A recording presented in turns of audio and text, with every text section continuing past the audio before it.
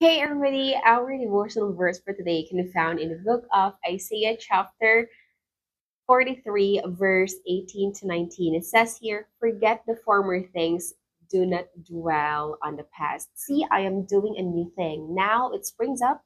Do you not perceive it? I am making a way in the desert and streams in the wasteland." Talking about past, I have a story about it. And you, I believe you have a lot of story about your past.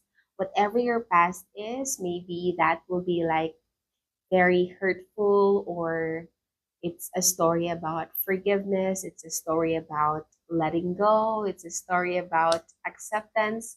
Those things are actually valid, all right? We all experience a lot in our life, and it will make a difference if you accept what had happened, let it go, forgive yourself, forgive those people who hurt you, because God promised you that He is doing a new thing. If there are things in your life that you let go and you really wanted, and if that is God's will, I believe that in the right time, He will give it to you again.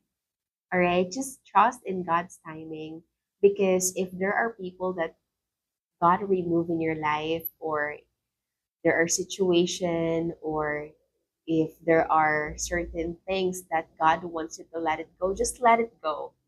Surrender it all to God.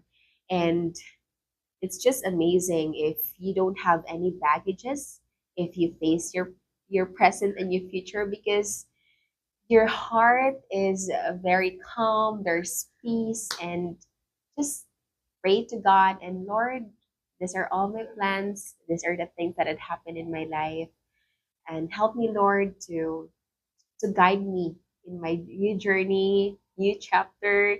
And I believe that as you do that, as you surrender your plans, as you forgive, as you let go, as you accept what had happened, then you will see that new thing that God promised in Isaiah chapter 43, verse 19. It says here, I am doing a new thing. If God promised it, definitely He will surely do it. All right. So believe it or not, God sees your situation, and God knows when is the right time.